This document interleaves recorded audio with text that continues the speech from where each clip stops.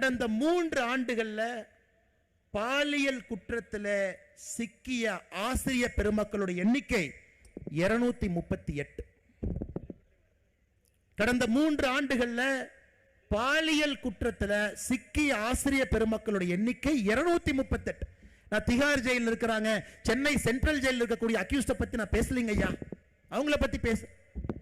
ஆசிரியர் பெருமக்கள் பாலியல் குற்றத்தில் ஈடுபட்டவங்க 238 பேர். இந்த அநியாயத்தை பார்த்திருக்கீங்களா ஐயா?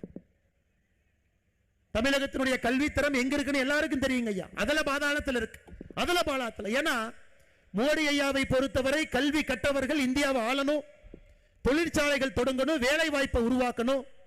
கல்வி கற்றவர்கள் இந்த நாட்டை முன்னேற்ற பாதையில் எடுத்து செல்ல வேண்டும்.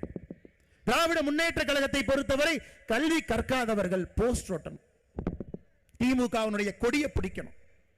காலையில கோந்து பசை எடுத்துட்டு போய் செவுத்தில் அவங்களுடைய இன்ப நிதி போஸ்டர் ஒட்டி அடுத்த வருங்கால முதலமைச்சர் வாழ்கன்னு சொல்றதுக்கு ஒரு கூட்டம் வேண்டும் என்பதற்காக தமிழகத்திலே கல்வி தரத்தை குறைத்து அடுத்த கட்ட ஆளுமைகளாக உருவாக வேண்டியவர்களை தடுமாற்ற பாதையில் அழைத்து சென்று கொண்டிருக்கின்றார்.